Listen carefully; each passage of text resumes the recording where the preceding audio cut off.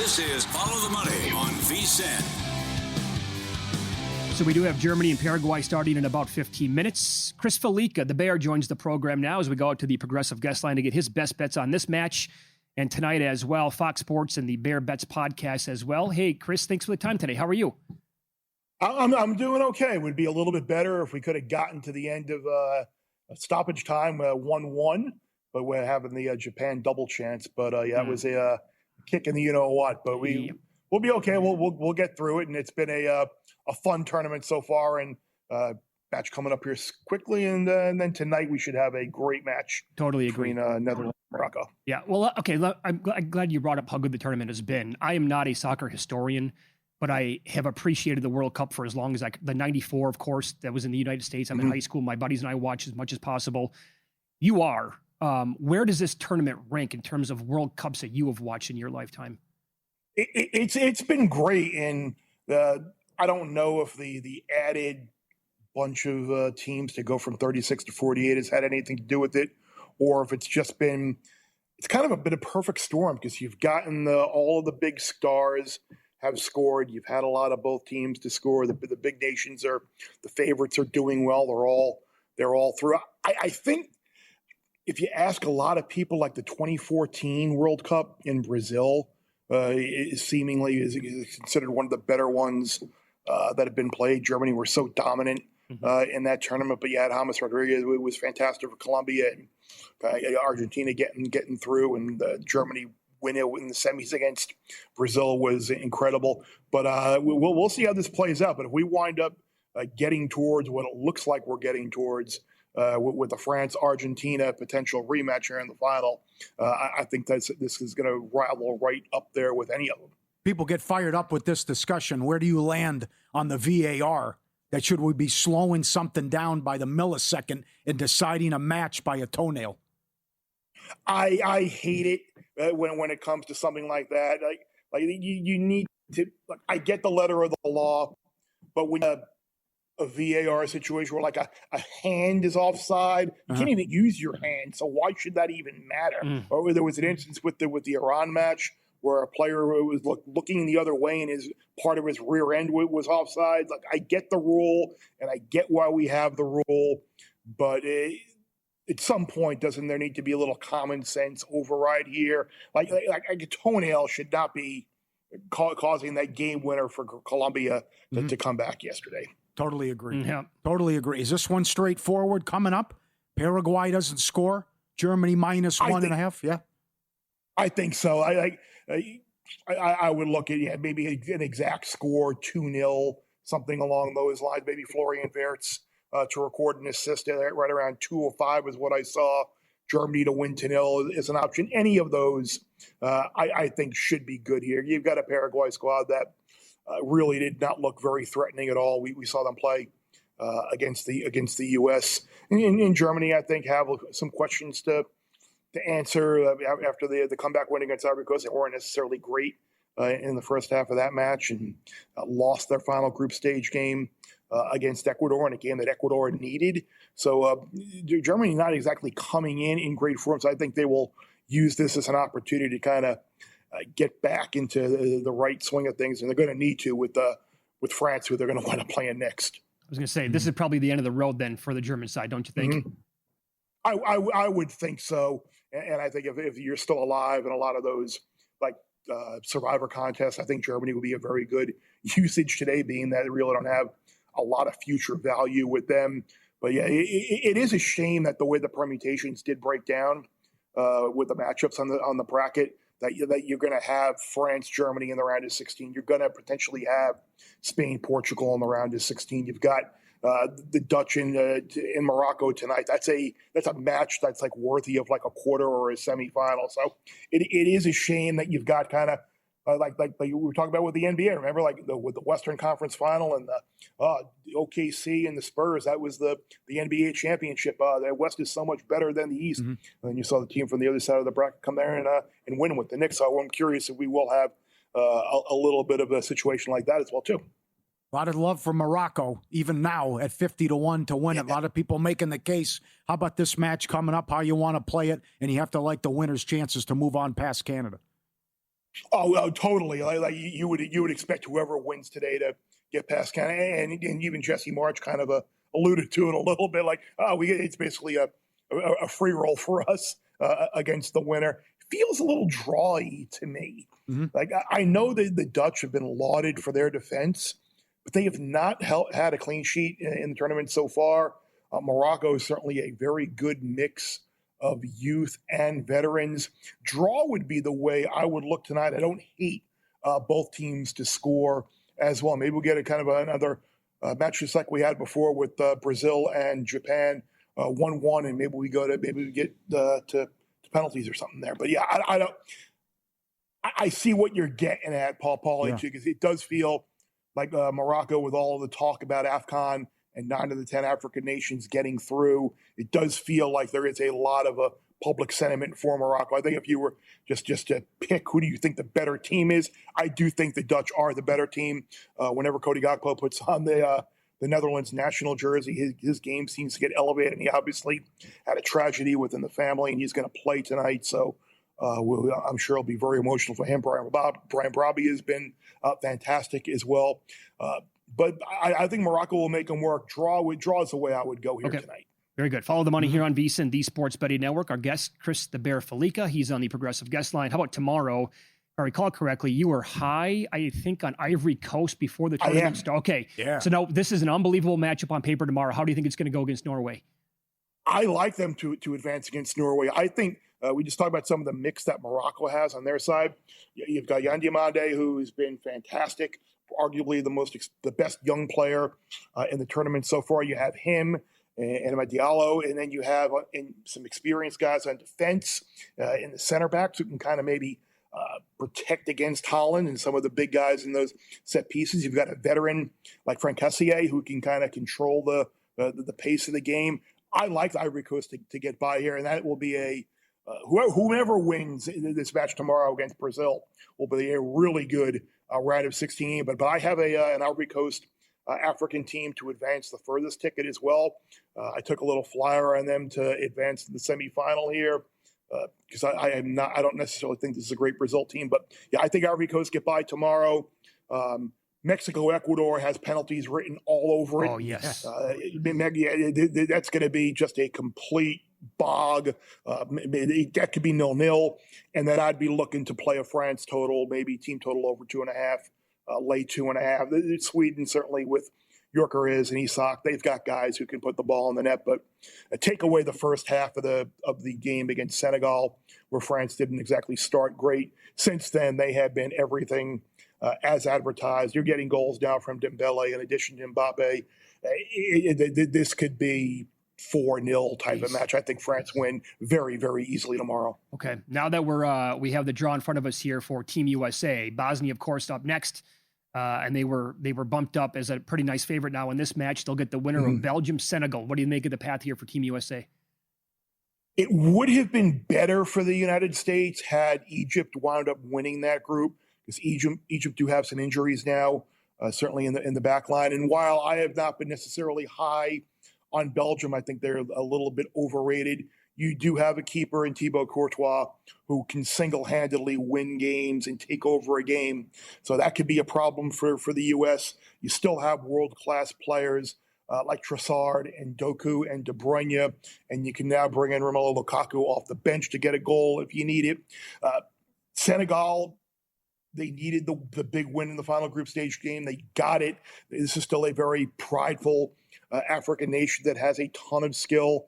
I would expect the U.S. to get through against Bosnia, but I do not think it's going to be easy. Okay. Bosnia, again, a very sound type team, good on set pieces. U.S. will have to defend those very well. I don't hate taking Bosnia plus a goal in that game. I don't hate taking draw. I don't hate any of that. I do think the U.S. will get through, but I wouldn't want to lay close to $8 or so on just to advance. That would not be 90 plus minutes, something that I would want to record. I do think if you're looking forward, maybe U.S. round of elimination, round of 16 might be the way to go, because that's going to be a major step up in competition from anything the U.S. has faced so far. Yep, totally agree. Great points. Follow him on X, at Chris Felica, Bear Bets Podcast, Fox Sports as well. Love talking to you, Chris. Thanks so much. Enjoy the games coming up that we have pretty much right now and then later on tonight. Absolutely, guys. Take care. Great talking to you guys. Yeah, back at you. There you go. Chris Felica on the Progressive Guest Line. We do have Germany and Paraguay starting here in approximately 5 minutes. Mm-hmm. We had a tough weekend. That would have been a much easier draw. Concur. And I don't care what anybody says. Belgium's dangerous. Well, the Belgium-Senegal winner is a much more difficult path than what we were looking at, Egypt and Iran. Belgium's got dudes. They can score in a hurry. No doubt about it. That hurt. A lot of rumors swirling in the association. I'm all in on this team going for it and trying to win another title. Will Paulie agree? I'll ask him coming up on Follow the Money. It's VSiN, the Sports Betting Network.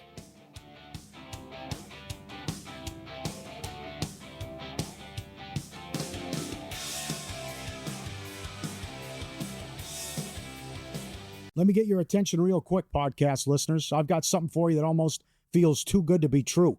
First, credit where credit's due. If you're listening to this podcast, you're already leveling up your betting game. You're riding along with our best bets and top angles. And when there's a good game on, you're getting involved with a few props and alt markets as well. There's one more layer if you really want to step things up, and that's VSiN Pro. I've mentioned it before, but things are only getting better for our pro subscribers. We just rolled out our MLB prop projections, breaking down some of the best edges across strikeouts, hits, home runs, and more. And that's on top of everything else pro subscribers already get, including public betting splits, expert picks, and betting guides across the sports calendar. If you haven't tried it yet, stop sleeping on it. You can get your first month just $9.99 or save big with promo code POD26 on the annual subscription. Hit the link in the description and start cashing in with VSiN Pro. All right, back to the show.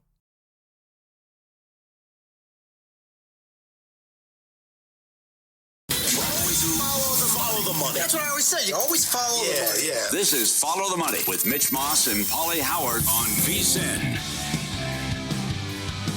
Thanks for checking in today here on a busy Monday. Watching the show, as always, on YouTube TV, listening on Sirius XM, channel 158, iHeartRadio, TuneIn Radio, or any of our great affiliates across the country. More on the World Cup now. We go out to the Progressive Guest Line to begin the hour. Mike Palm joins the program. Not in studio today, but he's on the show. He is the VP of Circa Las Vegas, the Golden Gate, and the D. Hey, Maestro, thanks for the time today. How was your World Cup betting weekend? It wasn't too bad. Thought we were going to get a scoop with South Africa +1 and under 2.5 yesterday, but we didn't get there. We pushed one and won the other. Got the draw with Austria and Algeria and the over. So yeah, it was pretty decent. What do you have in this match going on as we speak? Germany and Paraguay scoreless 31st minute. And is there anything that you would recommend to the audience, maybe to make a live in-play bet? Well, I laid a price with under 3 here. I wouldn't recommend laying a price under 2.5 at this point. It's probably going to switch to 1.5 pretty soon. And then I laid 1 with Germany. So I was hoping a 1-0, 2-0 final here. Even 2-1, I pushed both ways. But obviously Germany's had all the chances so far, hasn't been able to convert yet. But it's hard to imagine without a complete breakdown that Paraguay is going to score here today. 2.5 under -180. Too much juice? No good. Yeah, I don't want to lay that much. I don't want to lay that much juice, Paul. Yeah. Okay, sounds good. Take us through the epic matchup tonight, as Morocco's getting a lot of love and a lot of future love as well, taking on the Netherlands. Over 1.5 -180, over 2.5 plus money. Do you see goals, and who do you like coming up? I don't know, Paul. I don't know if I see goals. I could imagine this being 1-1 and go into extra time. I do have the futures on the Netherlands that plays a little bit into it. Ultimately, I played Morocco to advance, +130. We've talked a lot about heat and humidity, guys. It really hasn't played out that much this way. Look, we're about 78 in Boston for this game right now with Germany. We've had, when it was hot in Philadelphia, it rained and cooled down. But here's a matchup with an equatorial country in Morocco, that plays in heat all the time, against a team from Northern Europe that doesn't like to play in heat. And right now in Guadalupe, Mexico, it's 94 degrees. I know the game will go I believe 7 o'clock local time there, but it's still going to be hot. And I do think the heat and humidity may become a factor, especially for the Netherlands in the second half. So I think it's the first true game that we've had where we could see weather for a Northern European team against a South American or African team be a factor. Good breakdown. Mike Palmer, guest here. He's on the Progressive guest line. How about tomorrow? This one's going to be before the show starts, and we're live on the air. But, of course, VSiN will be rocking and rolling at the time. Prop Points will be on the air at 10 o'clock Pacific time. Norway and Ivory Coast. Chris Felica came on last hour. He's strong in Ivory Coast in this match, but he also liked it before the tournament. What do you make of the number here and the total's 2.5? Yeah, I went over with this play. We've seen Norway; all three of their games fly over, even when Erling Haaland didn't play. Look, Ivory Coast's been very competitive here. They've been with this, one of the great stories of this bottom tier of African teams that have done so well. 8 of 9 qualifying for the knockout stages. It's pretty impressive. I do think it'd be a good game. If you wanted to force me to play a side in 90 minutes, I would probably take a half goal with the Ivory Coast. Again, I have Norway futures here at 30-1 and at 6-1 to make the semifinals. So a little bit of a hedge play there if I played it. But I think this is going to be an open game, 2-1, 2-2, something in that nature. A lot was made on social media about the reporter from Los Angeles who had to apologize. She was trash talking. USA, we're going to win. I don't even know where Bosnia is on a map. What did you make of that whole thing, that she was forced to apologize in the outrage when she's just kind of excited for her country, loving soccer, and like trash talking, doing the news? I think she should be fired, Paul. I mean, this is lunacy to suggest that somebody that works in news doesn't know what the Balkans are. I mean, this is not like this is some obscure area of the world that you've never heard of Bosnia, or you've never, these countries have been in the news for 30 years with all the internal strife. They start world wars. I mean, this isn't some little former Soviet state that you might not have known about before the Iron Curtain fell. I think it's embarrassing that she gets on TV and says something like that. And it makes us look like idiots as a country. I mean, this is as dumb as like when they interview these only fangirls and they don't know how many years are in a century or a decade. It's that dumb. Can you believe her boss is from Bosnia? What were the odds of that? How that situation played out? Well, that was the incredible part of the whole story. Yeah, she obviously the man is European, and she never bothered to learn where he was from. Right? I mean, if there was a guy from France running Visa, don't you think we would know that he's from France? It's a joke. What'd you make of the match in Kansas City on Saturday night? We all anticipated nothing to happen, and as we said earlier, everything happened between Algeria and Austria. I still don't believe what I saw. When it got to 1-1, I said, "Oh, we're done. Why would anybody try to score again?" Mm-hmm. And then when they got to 2-2, then they were playing patty cake, right? And what was going to happen? And then they score with a minute to go, and you get another. I mean, it's just like if you would have parlayed all of those events to happen to say that game would somehow end up 3-3. I mean, what was the price on 3-3, Paul, beforehand? Oh, okay. The miracle is we yacked the draw 3 times and got back there 3 times. That's unbelievable. Yes.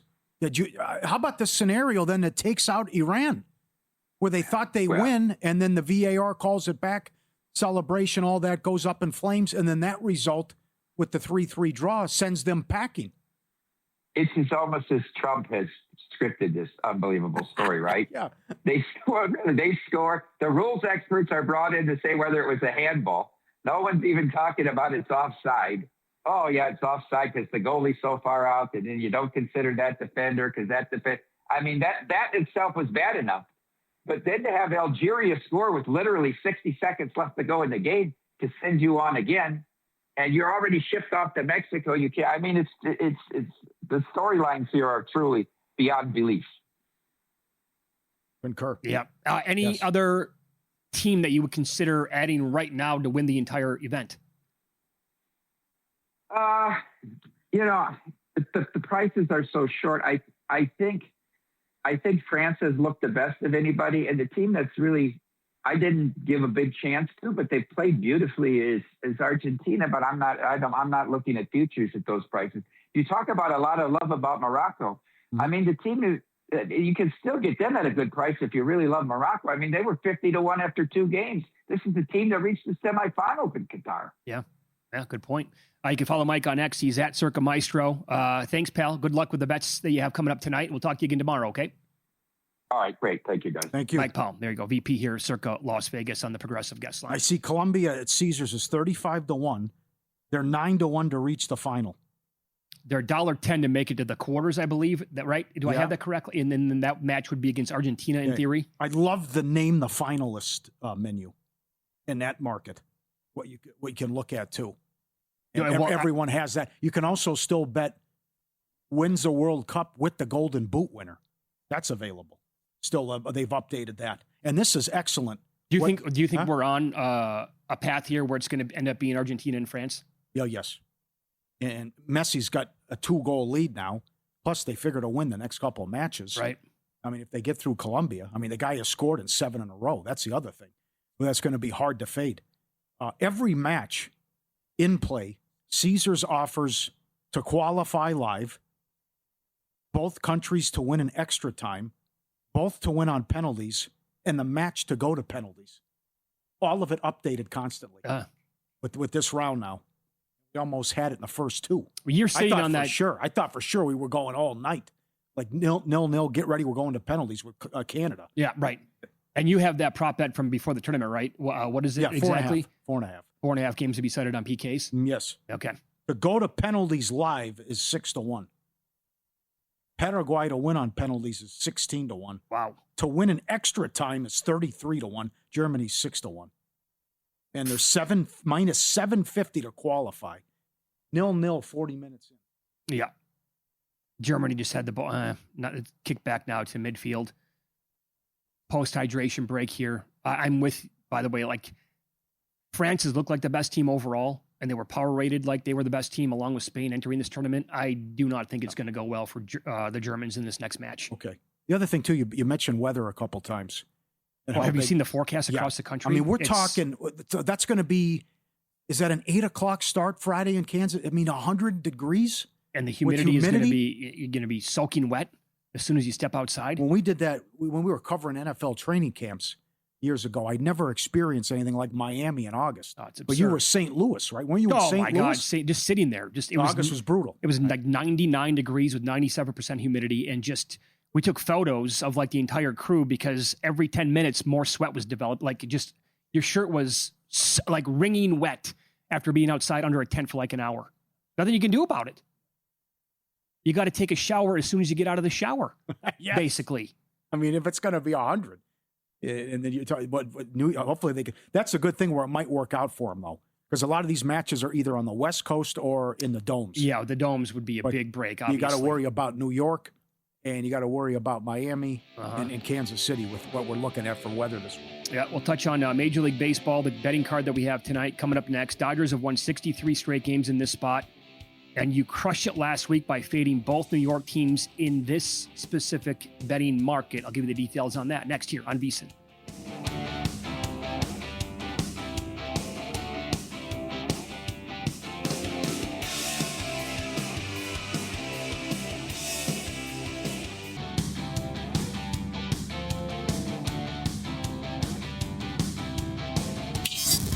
This is Follow the Money on VSiN.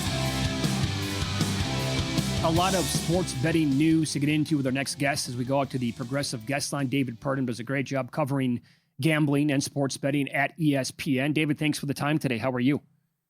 Doing good. Busy day for sure. Okay, so let's begin with the latest on Malik Beasley, indicted on federal charges for gambling related to a sports betting scheme, such as point shaving and prop bets. And you can take the story any direction that you want, but I have to start here. Like if you go back to when PASPA was repealed in 2018, I would have lost a lot of money by saying these athletes are not possibly dumb enough to get involved with like these prop bets at such, like lower limits and what they're going to be.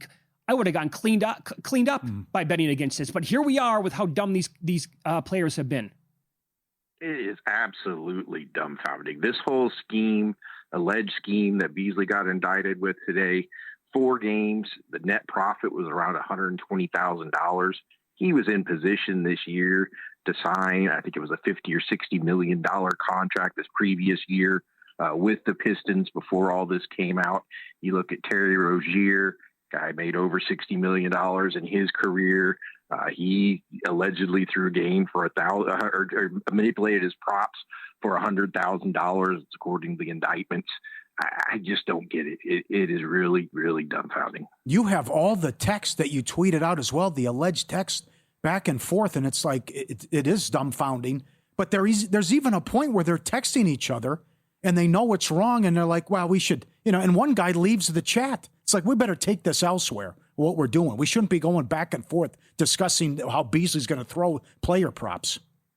Yep, and that person in that text message was Ed Davis, former NBA player. Ed Davis, lottery pick for the Raptors, came out of North Carolina, was a really good player. Yeah, he was indicted as well today on these allegations, and him and Beasley were texting back and forth. Ed Davis, in one of his texts, says the only way to beat Vegas is through sports betting, and then they talk about how much money they're going to make. Yeah, the one response from Beasley, again, a guy who was going to make $50-60 million, was trying to find like $2K. Are you kidding me? Yeah. He was in debt to Davis, according to the indictment, and it doesn't really explain why he was in debt. But this whole scheme, he didn't necessarily get straight money from it. He had to pay off his debts that he owed Davis for. So he would say, okay, there were 4 games that the Fed said were targeted, at least 4 games. He would say, hey, I'm not going to get I'm going to stay under my rebound total tonight. He would tell Davis, he would tell about 3 or 4 other bettors, and they would allegedly spread a bunch of money around and place these big bets. Now, again, these bets, $1,000 here, $1,000 here. I think one of the most they had a total was $25,000 in prop bets on one game. $25,000 is a lot to me. It's not a lot to a guy that's making $15 million a year. Yes. Totally agree. Well said. I'm sure you guys have seen the video today making the rounds of Beasley with the Timberwolves.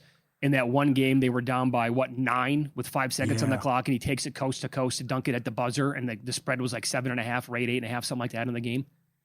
Yep. And there's the other one about one of the rebound games that somebody found, and he sprints in. There's like no time left coming on the clock. A second left, and the game's over. It's a 7-point margin, and he sprints in, knocks off one of his teammates, and grabs the rebound. Yes, and that made it go over. Yes, yes, that was excellent as well. Do you have an update on where we stand with the Chauncey Billups mafia phony card games? His attorney is maintaining his innocence. They had a status hearing on that last week.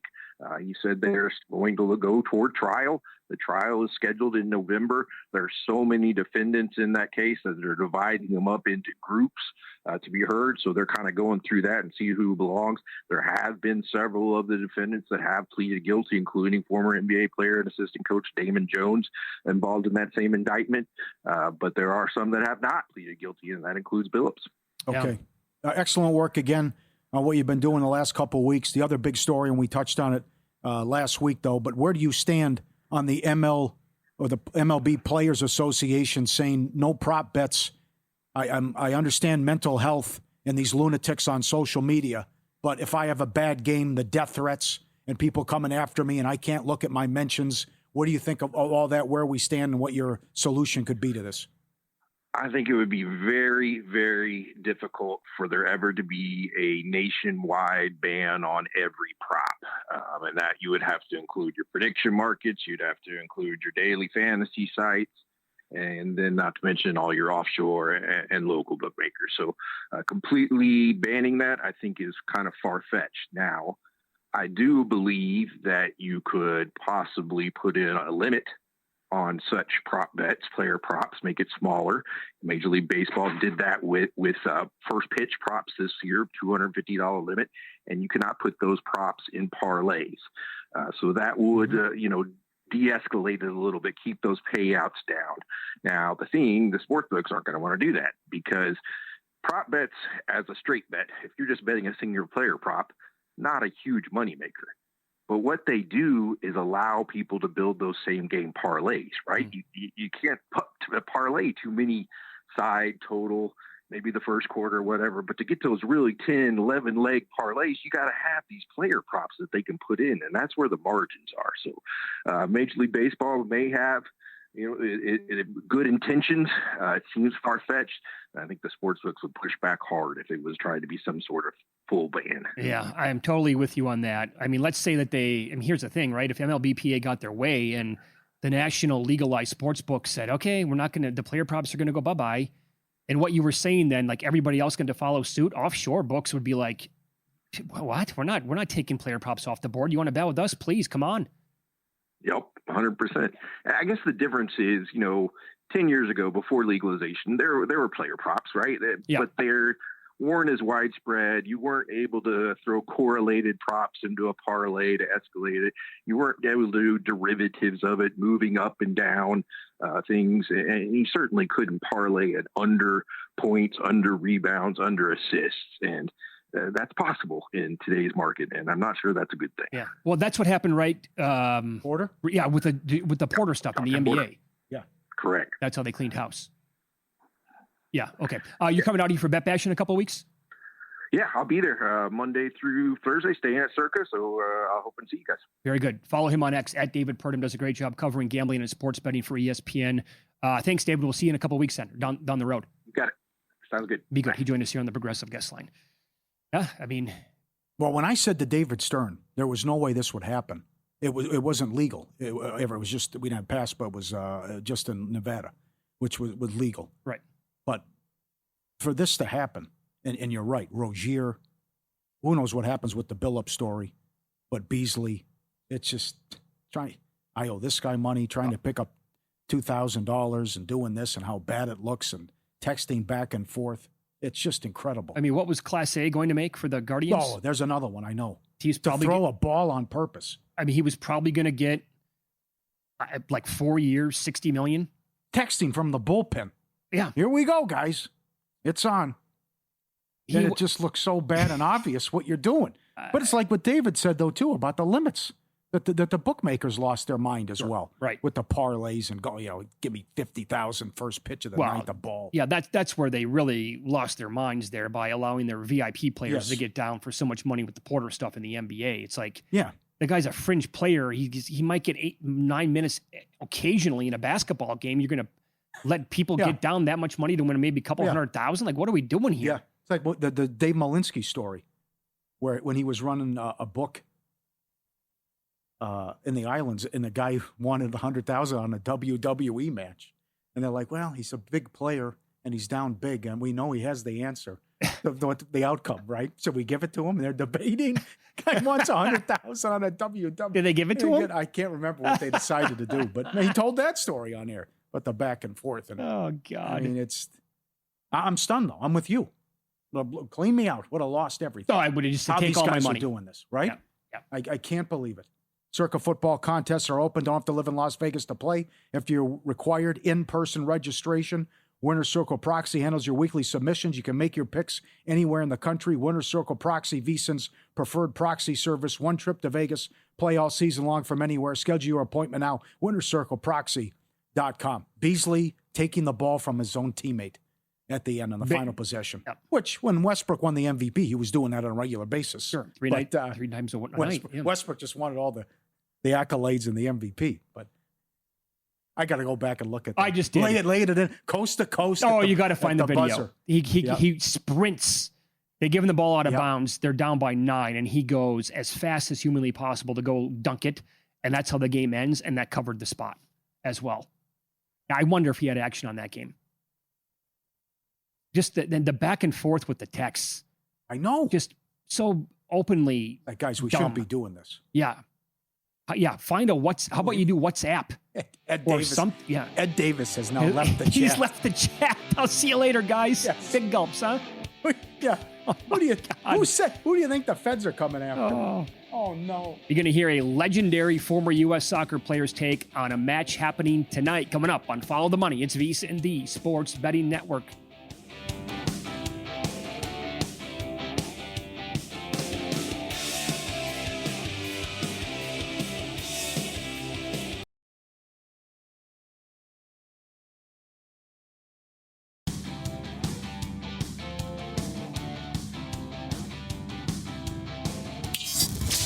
This is Follow the Money on VSiN.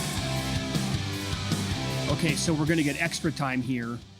Germany and Paraguay, it ends officially, Paulie, in the 90 minutes plus in a draw at 1-1. So we're going to get 30 minutes now. They'll play on. Yes. If nothing happens then, we'll go to your first bet that you need to go to PKs. That's right. Yep. 1-1 was 9-1. Draw was plus 420. Hello. Very good. Every morning, 11 a.m. Eastern Time, 8 o'clock Pacific, the meat man, Steve Wiss, and the crew at the Betting Weekly Studios are doing a great job covering, going over these games from a betting perspective. Meat man, good to talk to you as always. How are you? Hey, guys. Yeah, pretty good, thanks. I have to say, though, this match was not one we saw coming. A 1-1 tie in 90 minutes. I fully expected Germany to comfortably beat Paraguay, but they've been awful. Yeah, I think we brought this up earlier. This is the end of the road for Germany, right? They're not beating France. No chance. No chance playing like this. No chance, yeah. Everything about them's wrong here. Yes. Yep. Paraguay was 5-1 to qualify, so this should not be happening as well. We're excited for this match coming up. I can't believe it's a round of 32 match. How do you see Morocco and Netherlands? I think Morocco have the edge. I think the dog look good here. I think you can. I mean, I was taking them on the Asian handicap plus a quarter earlier in the day. I think the best bet now is on the draw no bet plus 120. This is in 90 minutes. So if it ends a tie, you're just going to get all your money back. They're a really good side, Morocco, actually. They're well balanced in defense and attack. And I think they're going to really acclimatize themselves well here in Mexico. It's going to be very, very hot at this venue. And I don't think that's going to suit the Dutch at all. Germany, even here at Foxborough, I think have struggled in the heat a bit, you know. Mm-hmm. They just not looked themselves. So maybe the Dutch will be the same in Mexico. And it's a battle between, you know, a team in Netherlands who have a big reputation and a Morocco side who are probably underrated. You know, they're probably still underrated despite their World Cup heroics last time out. So I think they can take this to at least extra time. They're the most likely team to win it in 90 minutes, in my opinion. They've got a better defense, and offensively, they've got the creative players on the break who can cause the Netherlands some problems. Do you think both teams score in this match? I've been going back and forth all day with that one on the BTTS. I'm going to say yes, because I think heat can also bring about mistakes in defenders. Okay. Are we getting, I hope here, we're going to get goals right away tomorrow. I say right away. It's 10 o'clock out here on the West Coast. Ivory Coast and Norway. Yeah, it's a bit of an obvious bet, but often the best bets are the most obvious ones. Over 2.5 goals. It's got to be, because the strength of both teams is offensive. It's as simple as that. I mean, Norway, all of their best players are midfield and attack. And I mean, their best defenders now been injured. Julian Ryerson, he's more of an attacker anyway. I don't rate the goalkeeping situation for Norway. So the way they're going to win games is by outscoring teams. The way they're going to lose games is by taking a few goals. And, you know, the Ivory Coast have got some fantastic young players. Diamando, Diallo, you know, even the strikers have been scoring for Ivory Coast recently. So we should get an offensive tussle here. Nice venue as well. We're at Cowboy Stadium, aren't we? Indoors. So no worries about the heat and stuff. No excuses. Haaland's going to be fresh after being rested against France. I think get on him. He's a lock, surely, to score any time against Ivory Coast. Don't know who's going to win this one, guys. It could go toss of a coin. I don't know. Maybe Norway, just really small lean, but over 2.5 goals at -110. I thought this goal line would be about 3 on the Asian. So looks possibly the best value bet of the day. All right, strong comments. How about it over at plus money? France, Sweden, the middle match over 3.5 plus 120. Yeah, I mean, a lot of people might be reluctant to bet over 3.5 goals in a knockout game in the World Cup. Sure. But how is there not goals here? Because, I mean, France could cover this goal line all by themselves. Sweden cannot defend, not against elite players anyway. Their clear weaknesses at the back. I hate their goalkeeper or whoever's in goal for them. And France could take them to the cleaners. But Sweden's only chance is to kind of fight fire with fire and go back and forth with them. They've got Alexander Isak, who's, you know, $100 million player. They've got Victor Gyökeres, who's probably worth about that now. So they do have offensive strength and weapons themselves. That's their only chance. Take their opportunities, score the goals that are put in front of them, and hope that France have an off day in front of goal. But I'm not seeing it. Mbappe, he didn't score last time out. He's going to be fired up to get some goals. Dembele's off a hat-trick, over 3.5. Plus money, plus 120. I think let's be aggressive with this goal line because it could be a banger. Yeah, well, you had a great call last week. You said get on some futures on Ecuador because if they could surprise Germany and sneak in, you never know. And Mitch, there were 700 to 1s out there, 300 to 1s. Now they take on Mexico. Total of 2 under minus 140. Mexico hasn't conceded yet in the tournament. In a unique way, you're going to play this. I'm not seeing a goal here. In fact, I think we go all the way to penalties without there being a goal. No goal scorer. That's the bet. I've mentioned this before at major tournaments. Plus 500. It's a better option than taking the 0-0 correct score because you do, if there's an own goal scored, you will still cash this bet or multiple own goals even. But you've said it there, Paulie. The defensive numbers for both have been great, really, at this tournament. Ecuador in the build-up to the tournament had 8 0-0 draws in qualifying. And in general, this is a defense very hard to break down. Mexico at home at the Azteca. I mean, they just feel like a strong under team who get stuck in with tackles, but they don't stretch the game enough. It's a tough matchup, actually, this for Mexico. They could have had a lot easier here. Ecuador are used to playing at altitude. They're big bodies. They're physical. And I don't want to really oppose Mexico at their own ground, but if there's a surprise, this could be it. Ecuador, I could see them qualifying, but it might have to be done on penalties after a 0-0 tie in 90 minutes and also after extra time 0-0 as well. So could go all the way to PKs, this one. Yeah. And by the way, as you were talking, I looked up at one book anyway, the correct score 0-0 was plus 710. And the no goal score was a little bit higher than 5-1. But to your point, you get an own goal, you're protected there. Yes. What do you make? I think this England-Congo match can just be phenomenal to watch defensively. What are your thoughts? What is your bet here in this match? I'm going under 2.5 goals here, minus 110. Everyone knows how it's going to pan out in terms of its tactical approach. Congo are going to defend with 5 men at the back. England are going to try and break them down. It's going to be like England-Ghana all over again. This time is a bit of a moment of quality from England going to get them over the line? Probably, because I don't think Congo are playing as well as Ghana at this tournament. They conceded to Uzbekistan the other day. If Uzbekistan can score against them, England should be able to. But it might take a while. I could see this being 0-0 at half time. I could see England winning to 0, 1-0 and 2-0. I don't see Congo scoring. I don't think they're going to offer enough. Johan Wissa did score a couple of goals the other night for them, but England defenders are well used to him in the Premier League and stuff. So it's going to be I don't think it's going to be a great game to watch in terms of like attack. For those who enjoy defense, then yeah, you're going to get a thrill out of it and last-ditch defending. But typically, I think England are just kind of cruising at the minute in terms of, maybe under the radar a little bit. I don't fancy them to go that deep in the tournament, but they should be good enough to win it overall. 1-0, 2-0 England. Under 2.5 goals at minus 110 just to cover for that 0-0. Sounds good. Paulie and Mitch, VSiN, the Sports Betting Network. Steve Wiss, our guest, the Butcher, Meatman Soccer on X. He's on the Progressive Guest Line. You're an excellent follow on X as you're putting out predictions and props for every match. You were anti-Belgium last time you were on, but you did call the blowout at halftime in play against New Zealand. How do you see Belgium-Senegal now, the middle match on Wednesday? Hopefully USA gets the winner. Yeah, I posed them, didn't I, on this show last time with the both teams to score? Yes. I got lucky, really, because New Zealand were awful. But I'm still not buying this Belgium team.